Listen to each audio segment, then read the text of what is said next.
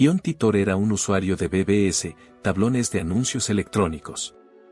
Estamos hablando de un tiempo en el que el correo electrónico era el principal método de comunicación por la red, aparte de los chats IRC y los foros web, pero incluso entonces los BBS ya estaban algo anticuados. Básicamente eran como los foros de hoy en día, donde los usuarios podían discutir, compartir archivos o incluso jugar. De la misma manera que puedes colgar un anuncio en un tablón de anuncios, los BBS permitían a cualquiera hablar de sus cosas. Pero el usuario que usaba el apodo Time Travel 0 en el foro Time Travel Institute no hablaba de cualquier cosa. Hablaba del futuro. Según su historia, su nombre era John Titor, un viajero del tiempo, y venía del año 2036. Para demostrarlo, fue colgando pequeños trozos de información, como esquemas de su máquina del tiempo, pero nunca la suficiente como para unir todas las líneas.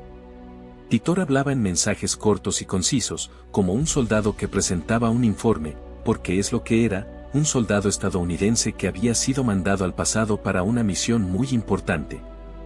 La misión consistía en viajar al año 1970 en busca de un ordenador IBM 5100, considerado como uno de los primeros ordenadores que presentaron el concepto de portabilidad, aunque pesaba sus 24 kilogramos. El motivo es que este ordenador era necesario para editar varios programas que aún se usaban en el 2036.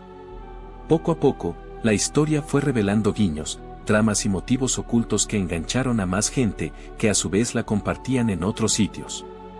Por ejemplo, no era casualidad que Titor proviniese del 2036 y que buscase un IBM 5100, ya que es bien sabido que en el 2038 entrará en efecto un bug relacionado con el sistema operativo Unix y derivados como Linux o Mac OS X.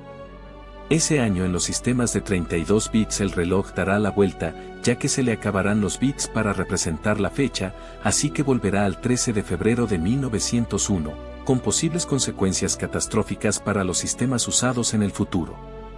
El IBM 5100 también fue importante porque según Titor tenía la capacidad de emular sistemas mainframe, mucho más grandes y caros, una capacidad que no fue publicitada en su momento porque IBM no quería acabar con su propio negocio. Esta funcionalidad luego fue confirmada por uno de los ingenieros de IBM, Bob Duck.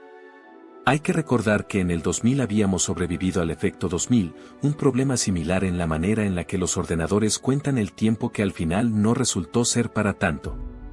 Pero en la memoria colectiva aún quedaba el miedo que teníamos a ese bug, así que la historia de Titor no nos resultaba extraña. Entonces, ¿por qué Titor estaba en el año 2000?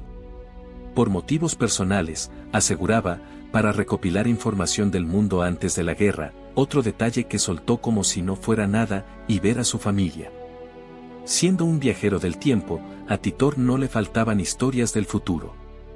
Según explicó, el viaje en el tiempo sería descubierto por el CERN en 2001, en 2004 una nueva guerra civil daría comienzo en Estados Unidos, que terminaría en 2015 con el inicio de la Tercera Guerra Mundial, de la que Titor era uno de los supervivientes.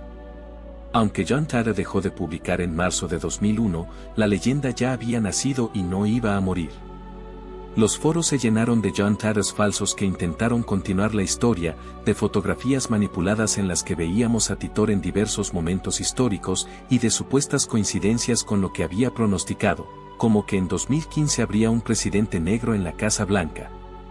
Ion Titor ya era algo más que un usuario de foros en Internet, era una leyenda, que incluso ha dado el salto a historias de ciencia ficción, desde libros a obras de teatro y discos de música. Pero el ejemplo más conocido tal vez sea el de videojuego Steins Gate, más concretamente su serie de anime. Ion Titor fue todo un fenómeno que aún hoy en día está siendo discutido en la red. La mayoría de sus predicciones no se hicieron realidad, aunque él mismo advirtió que su propio viaje podría haber alterado la línea temporal. Al final, nada de eso importa, porque la historia de Titor fue realmente emocionante, y durante unos meses toda Internet estaba pendiente de lo siguiente que iba a revelar.